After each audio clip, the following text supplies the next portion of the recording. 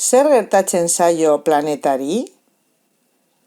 Planeta goiz batean esnatu zen alde guztietan azkura zuela. Ipar poloan azkura zeukan, eta oso gogor askatzen hasi zen. Hango biztanleak esnatu ziren eta txundituta galdetzen zieten. Zer gertatzen da? Zer gertatzen da? Naiz eta haien hizkuntzan horrela entzuten zen.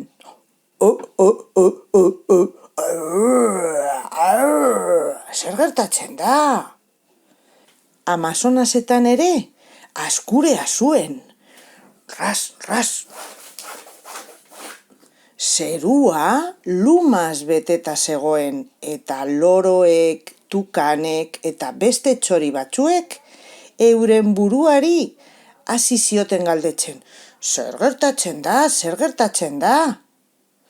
Ozeano Atlantikoa likatsua zen. Planetak eskuak barreraino sartu zuen eta itsasalgak eta ondoan urratu zituen. Ras, ras, ras, ras, ras. Ai, ai, ai. Arrain batzuek euren buruari galdetzen zioten. Glu, glu, glu. Zer gertatzen da? Zer gertatzen da? Glu, glu, glu. Gainera, kontinente batzuk erretzen zaizkit. Seguru atera zitzaizkion granu arraro hauetatik zela. Eta azka egin beharrean, putz pizka bat egiten bazuen, horrela, suabe, suabe. Baina suabea izan beharrean, tifoi izugarria izan zen. Eraikinak, farolak, iturriak, airean, egaz egin zituena. Haurrak ere hasi ziren egaz egiten. Besoak astintzen eta garrasika. Zer gertatzen da? Zer gertatzen da? Azkenean, ulertu zuten zer gertatzen zen. Planeta da, lurra da, zerbait gertatzen zaio. Planetak bapatean putz egiteari utzi zion. Eman zitzaion zerbait entzuten ari zela. Haurrak urtantak bezala erori ziren lurrera. Denek entzun nahi zuten planetari gertatzen zitzaiola. Baina itxaron egin behar izan zuten pizka batean, zergatik. Planeta ez zegoelako oso ohituta entzuten eta denbora asko behar izan zuten.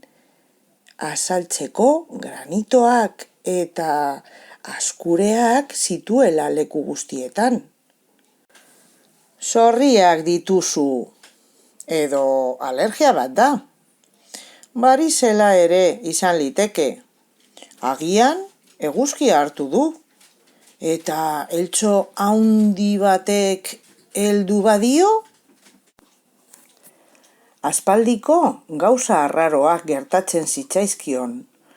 Toki batzuetan iltzatutaz geratzen ari zen, eta 4.500.000 urte besterik ez dauka. Eta azkenaldian oso bero zegoenez, poloak urtzen zitzaizkion. Gero eta zikinago eta beroago zegoen. Medikuarengana joan ote zen? Planetak, doktoreak emandako hostoak erakutsi zizkien aurrei. Kutsadura, gasak, ozonoa eta beste hosto batzuk. Hori guztia gertatzen zitzaion. Eta hemen agertzen da, fabrikitis, zer izango da? Haurrek lantegietan pentsatu zuten. Oso itsusiak dira eta tximinietako keak zerua zikintzen du. Baina hori gabe autoak, telebistak eta jostailuak ez lirateke izango. Mundua fabrikari gabe izan liteke? Planetak asperen egiten du. Aiz! Lantegiek ahituta uzten zuten.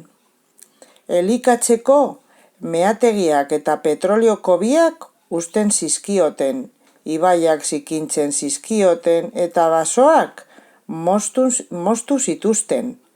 Ezin zen hain azkar sendatu. Eta gainera, handi gutxira egiten ziren gauza askok ez zuten ezertarako balio eta zaborra edonon pilatzen zen. Une horretan bertan, azkure irakagarria sartu zitzaion Afrikaren herrialdean. Animaliak soroak bezala joan ziren sabanatik. Elkarri galdezka.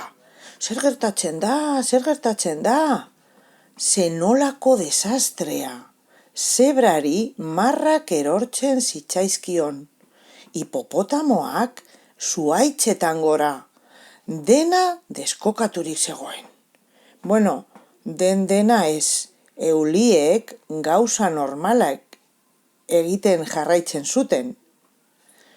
Geldi planeta mesedez, oiukatu zuten kontinente guztietako aurrek.